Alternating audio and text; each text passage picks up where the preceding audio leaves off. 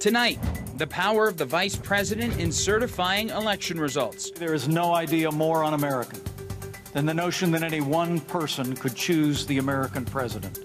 Why a bipartisan group of lawmakers is trying to change a federal law on elections that dates back to 1887.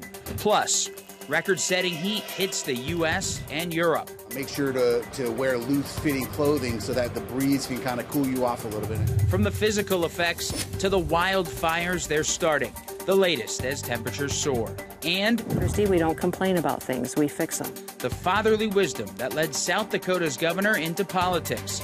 All this and more tonight on Faith Nation.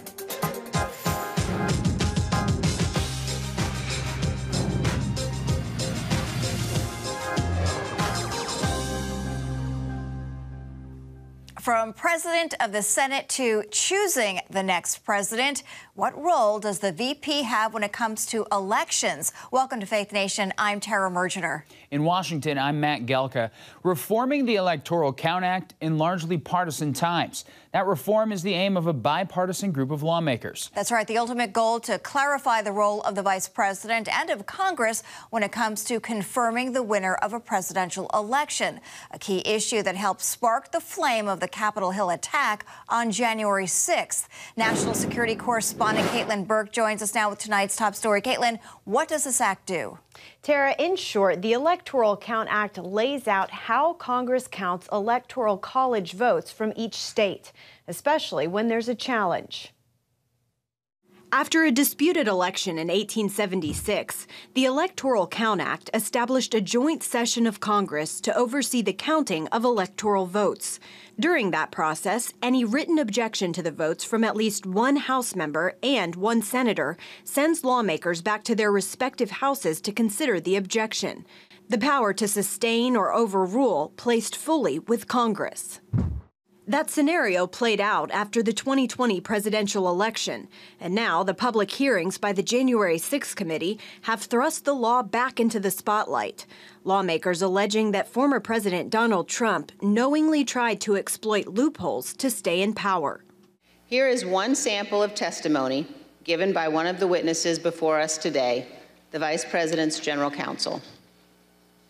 Did John Eastman ever admit, or, in front of the president, that his proposal would violate the Electoral Count Act?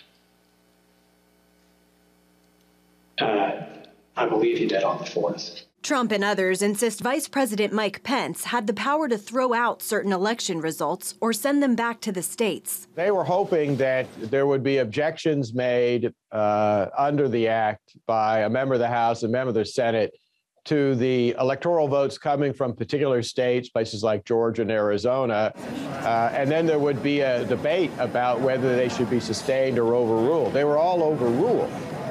And so the vice president did not have the power to then somehow change what the Senate had decided or what the House had decided. I think there were folks hoping he would do that, but he just didn't have the power to do it, neither under the statute nor under the Constitution.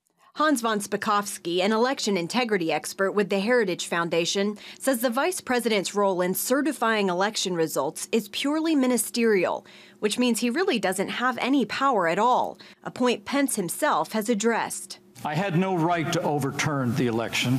The presidency belongs to the American people and the American people alone.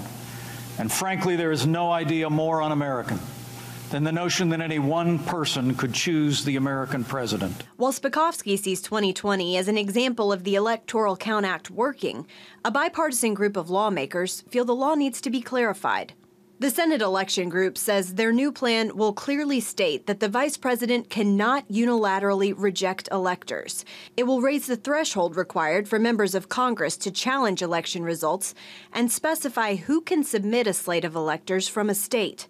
They also want to amend presidential transition rules in cases of close or contested elections, clarify language in the original law related to a failed election, and work with the Postal Service to develop best practices for handling absentee ballots. The plan to overhaul the Electoral Count Act could be unveiled as soon as this week. The hope is to have it pass Congress long before the November midterm elections. Tara, Matt?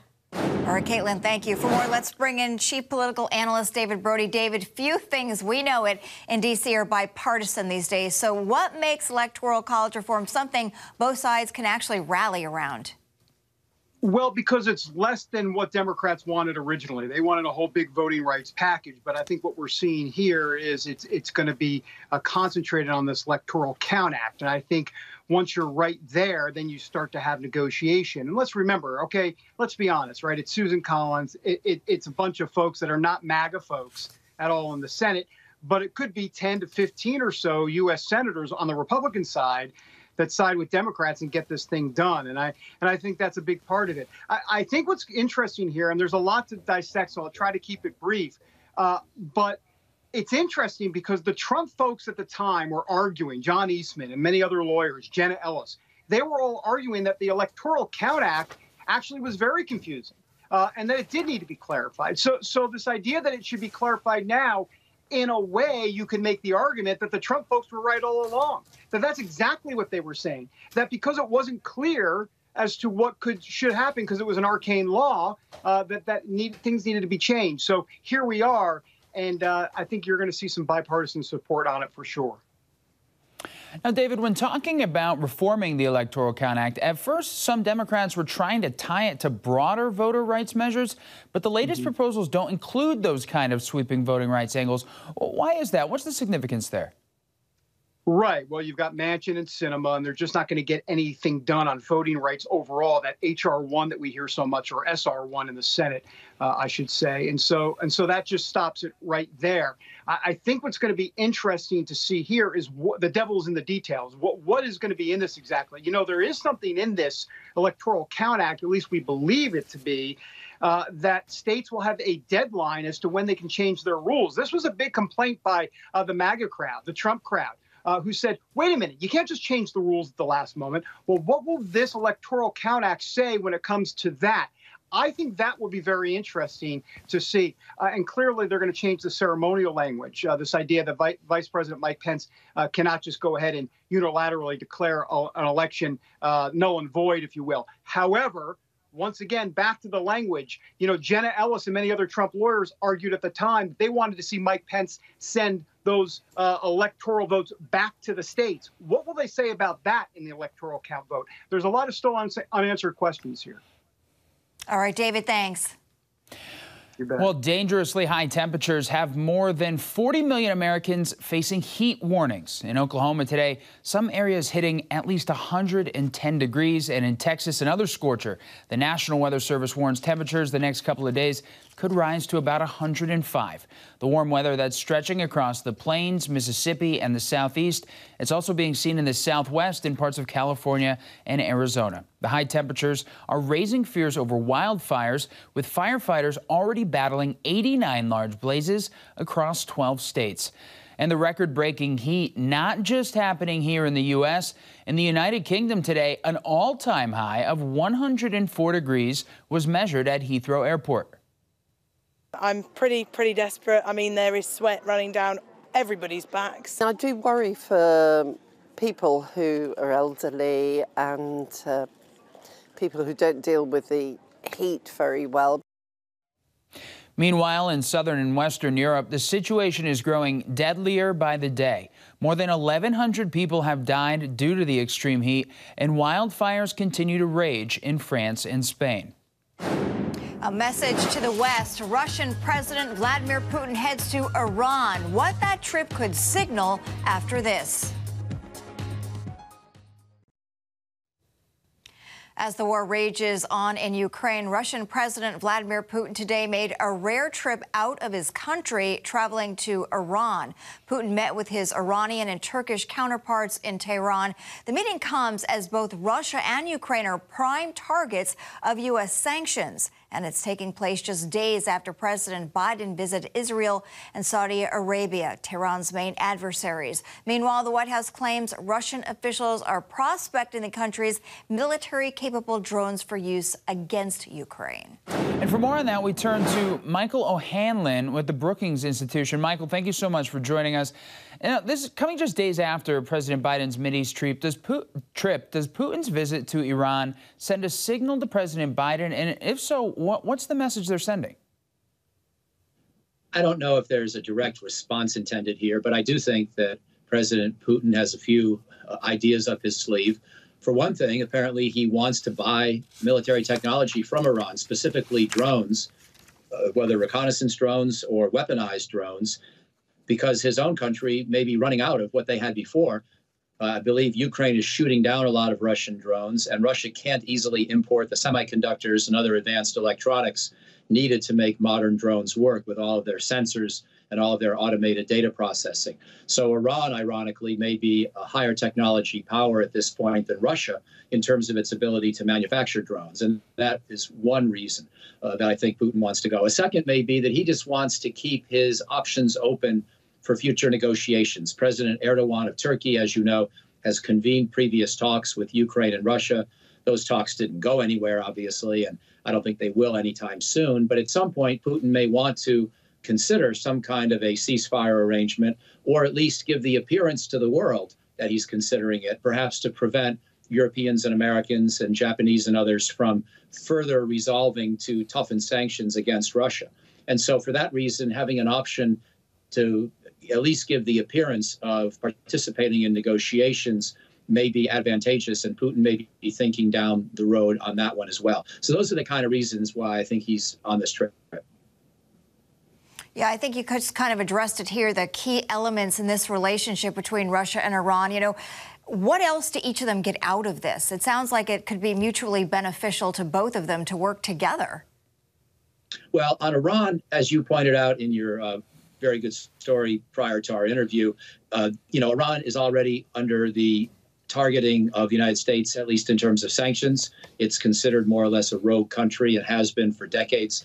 And so when you severely sanction Russia and you severely sanction Iran, you naturally is a little bit of an incentive to work with each other, because at least they're not sanctioning each other and they can look to each other for some degree of help. And neither one feels any particular interest in getting along with us. They don't really see an incentive there. So I'm not really disagreeing with American policy. We have good reasons why we've been so tough on both Iran and Russia. But when you act that way, you naturally drive your adversaries into cahoots with each other. And so I'm afraid that may be a dynamic that we've helped create here. With Erdogan and Turkey, it's more complicated, of course, because Turkey is a NATO ally. Turkey doesn't really want to sally up to Russia too much. Turkey has helped Ukraine in the actual weapons transfer operations of this conflict so far. But I think Erdogan, sees himself as a little bit of an independent actor. He doesn't like to just do what he's told within NATO. We've seen that in regard to Syria policy and many other things over the last decade. And my sense is that he wants to keep his options open. He thinks that Turkey does better when it's part of NATO, yes, but also has an independent and separate foreign policy, and where he has the option of choosing to at least try to get along with Putin. So, so far it's sort of working for him in some sense, and he certainly relishes the role on the world stage this kind of triangulation provides him. And he may actually have some good motives, too, if he can be sincere in promoting a peace process later on this year or next year. So I think that's how he's trying to play it. But he's in a more dangerous spot because, of course, he is still in NATO, and he still has important relations with the rest of us, other NATO members, to protect and to promote. So if he gets too close to Russia, he jeopardizes. Mm-hmm. Michael O'Hanlon, wow, a lot to take apart there and dissect, but thanks as always. My pleasure. Thank you. Well, coming up, from roping cattle to reining in government, meet the Heartland governor who's comfortable doing both. Next on Faith Nation.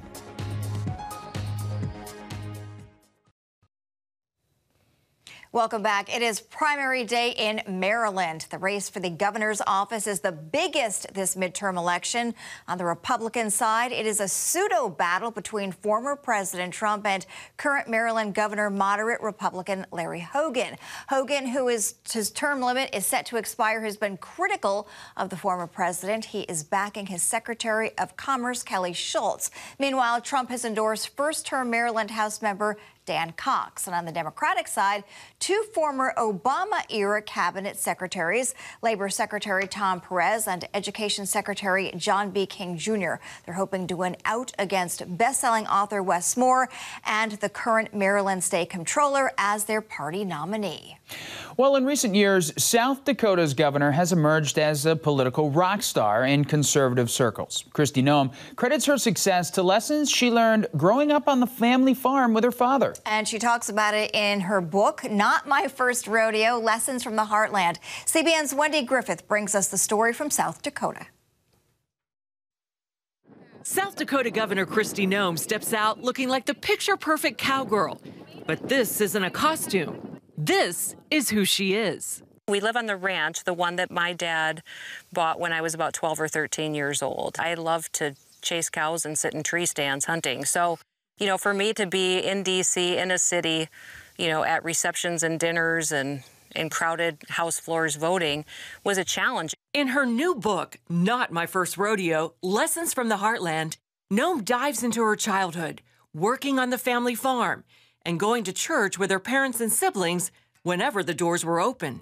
I always thought, you read scripture, you think, gosh, God loves farmers more than anybody else. He loves ranchers more than everybody else. I mean, he's talking about sowing and reaping all the time, and your barns are overflowing, and cattle on 1,000 hills. And so, for heaven's sakes, you just assume that this way of life is something that God would want everybody to be able to live. Then the unimaginable happened. At just 49 years old, Kristi's father, Ron, died in a tragic farm accident while she was away at college. When Dad passed away, it was devastating for our entire family.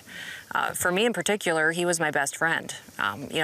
He was the person I admired the most, the one who I cared the most what he thought of me, and had planned my entire life just to grow up and to work with him and be in business with him. So when he died, I couldn't even imagine what the next day would look like. By now, Noem was married to her husband, Brian, and they were 8 months pregnant with their first daughter. Noem left college to go home and keep the farm going. So I probably wasn't the best mother at that time because all I knew to do was what my dad would have done, and that was work and take care of business. But thankfully, we had a strong family, and my mom was incredible in helping to take care of Cassidy and teach me how to be a good mom, too. Noem says lessons learned from her dad are still with her today, especially, Kristi, we don't complain about things, we fix them. And it was those words that compelled her to enter politics and try to fix what she considered the most unfair tax that nearly bankrupted her family's farm after her father passed, the so-called death tax. It took me 10 years to pay off those taxes, and it made me angry. So I just started showing up at meetings, and I felt that if I was upset by this law that was on the books, then I needed to do something about it. After several years in South Dakota's state legislature, Noem felt God nudging her toward Washington. She won a seat in Congress and championed an issue near and dear to her, getting the Farm Bill passed. And yes, I was very bold and got into some tough fights with the leadership in the House, national leaders that had never been challenged before. And they did not react well.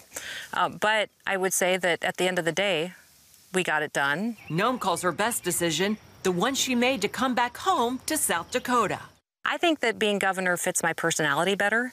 I'm very much a decision maker. I'd run my own businesses for many, many years. Her leadership during the pandemic thrust her into the national spotlight, especially her refusal to enforce federal mask mandates and shut down business.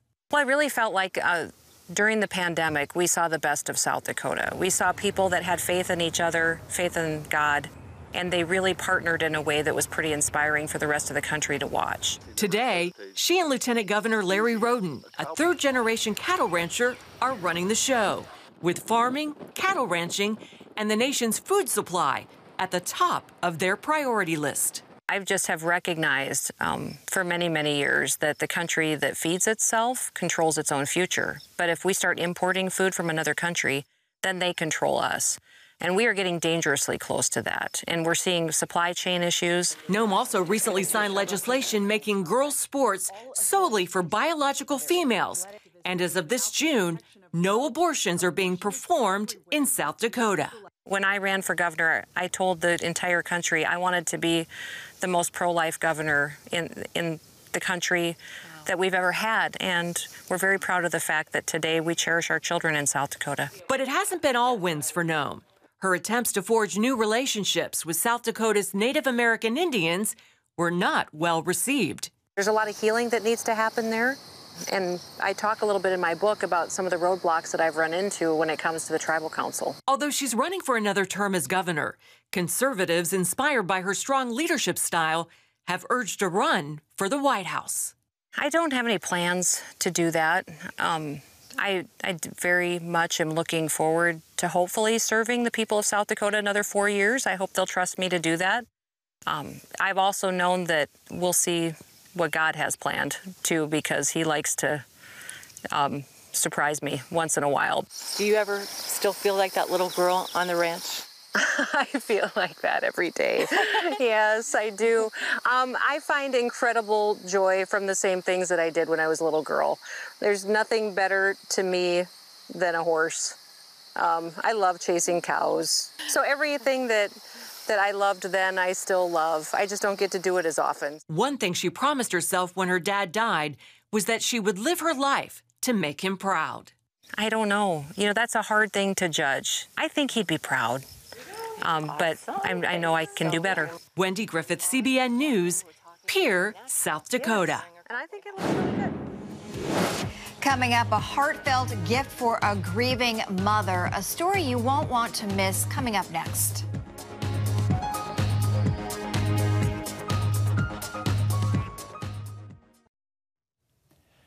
Well, finally tonight, and Tara, you might want to get the tissues. Losing a child is devastating for parents. We all know that. But for one Ohio mom whose loss helped save another's life, a special gift is helping her heal. That's right. Nearly 3 years after 17-year-old Deshaun Scott died in a tragic car accident, his mom just met the recipient of her son's heart, a man named Ryan McGill, whose own heart was damaged due to muscular dystrophy. McGill reached out to express his gratitude and even went a step further, even letting her take a listen.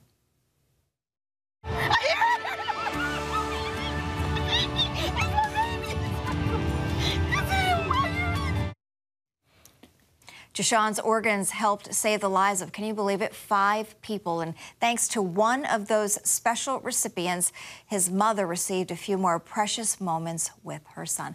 That is so amazing. I'm sure that hit you right in the heart as a mom yourself. It does. It's so great to hear. Yeah. Well, thanks so much for joining us. We'll see you tomorrow.